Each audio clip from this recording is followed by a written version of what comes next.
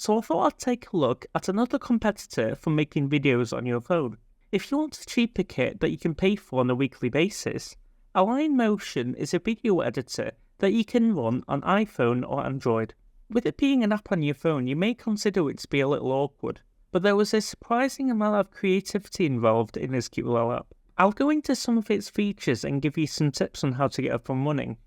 Alight Motion has a free trial, and beyond that, it's presently £1.99 in the UK or $4.99 in the US. I've only used this thing on Android, but once we're subscribed to the free trial, we're on the landing page. We're going to click on this plus button to create a new project, and for now I'll leave everything as default. 16:9 is for YouTube videos, but we've got some presets here that are often used elsewhere on social media. I'll put them up on screen. 1080p and 60 FPS is fine by me, because I don't particularly care right now. Light grey, whatever. Let's give it a name and click Create Project.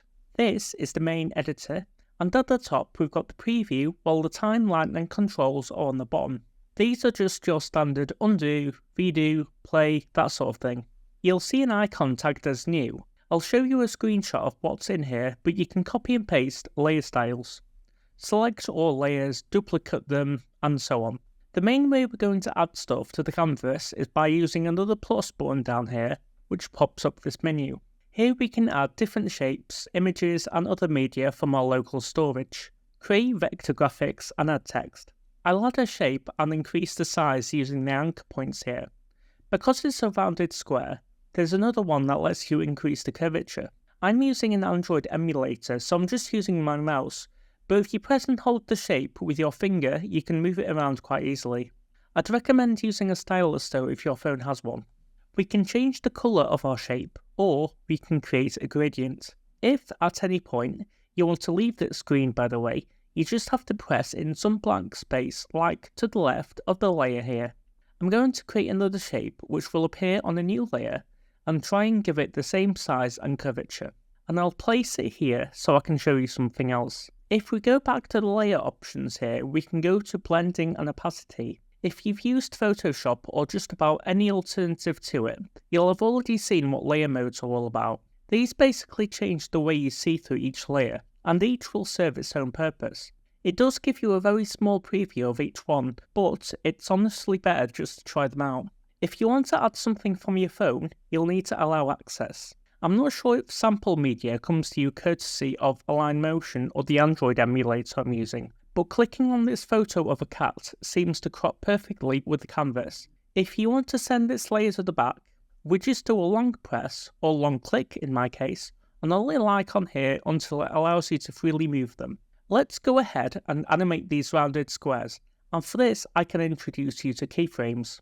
Keyframes are the staple of animation, as they're what stops someone having to edit something frame by frame. I want to bring these two rounded squares from outside the canvas to where they are right now, and I'll show you how we're going to achieve that. I've already decided that this is the end of the animation, so I'm going to place a keyframe here. Then I'm going to scroll towards the very start of the video. I'll place a keyframe here, but this time I'm going to move it off screen. I'll do the same thing with the other square, with the opposite side.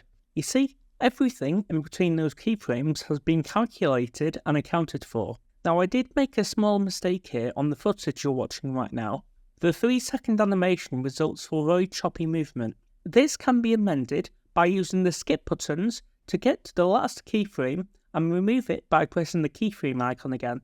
You will have to set the position again at the right timestamp, but as soon as you do, a new keyframe will be placed. We can make the animations look even smoother by using what is known as easing. Our rounded squares do move like we want them to, at the speed that we desire. But if you want to add some level of realism to the movement, then we need to introduce an ease in and ease out. When a car accelerates, it starts off slow and increases in speed.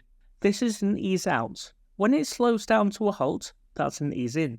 As a final touch, I'll show you the various effects we can do. The setting for this is beneath blending and opacity, and you can explore these at your own pace.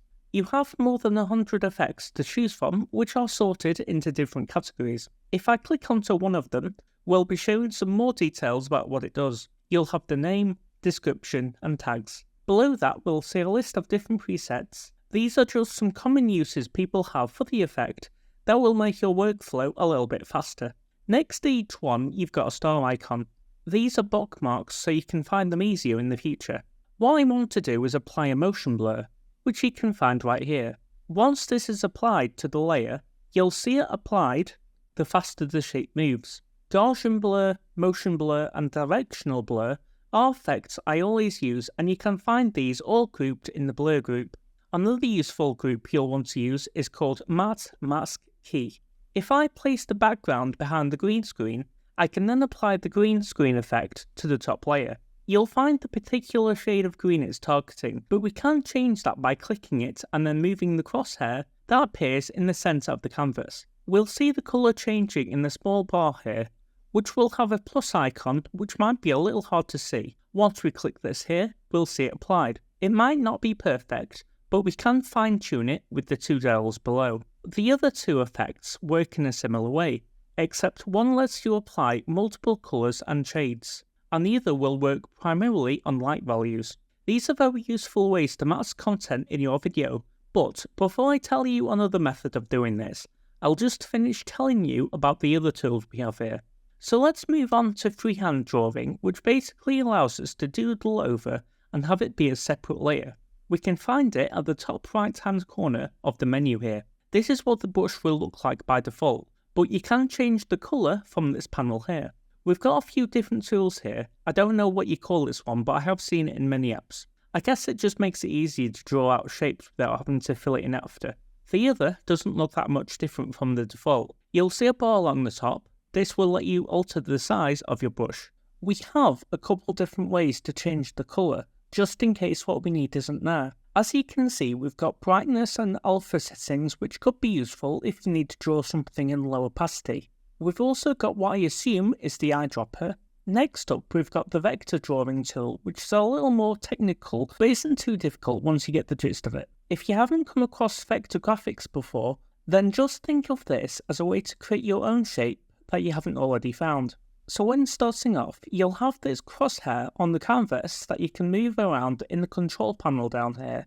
Every time we want to make a new point, we click the little plus icon at the bottom here. I don't do this in the OBS recording you're seeing right now, but to finish a shape, click or press the second icon from the top that looks like a circle of arrows. This should bring up a menu that lists all the shapes you've created. Then you click here to connect the points. While you're doing this, you'll see a vertical chart of all the points you've made, which you can scroll up and down. Using this, we can go back to a previous point and introduce a curve to it. And we can do this by pressing on this icon second from the bottom. You'll see two of these icons here to change the direction of the curve on both sides. As opposed to something like Photoshop or Affinity, I don't think you can control each of these anchors independently. So all I can advise is to just be careful, and if you need more detailed curvature, make more points. Let's go further down and talk about adding text. It'll start in the centre of the canvas, but we can move it around with the usual methods. Along the top we'll have our font controls. We've got the familiar colour picker, a slider to change the size, and another menu here to preview and select font. If we want to, we can also import our own custom font. I wasn't sure why it didn't have Arial, else I'd have used the rounded one I use for my video subtitles.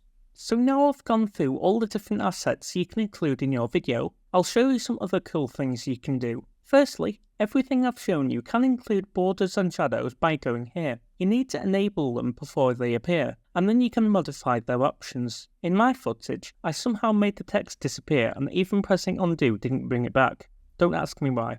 Now, I did say earlier that there was another way to mask content in Alight Motion without using an effect, and that's by masking. Let's say I have a picture of me here from when I was much younger, and I want to crop this into a circle. I'll import the image I want to use, and then I'll add a circle. We need both layers to be the same length, so I'll make sure the shorter one is selected. Scroll to the last second of the video, and press this button right here. Now we will long press, or long click in my case, the shape layer, and then click or press on the picture you want cropped. In the menu at the top right here, which you can also use to center things by the way, you'll either select Create Masking Group or the middle icon depending on what version you're using.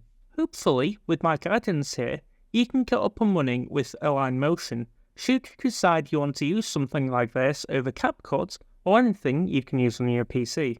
As for comparison, that's something I'll have to cover in another video, and if you're interested in seeing that, make sure to like and subscribe, as it would also be very much appreciated. I hope you all have a very wonderful week, and thank you for watching. Bye now.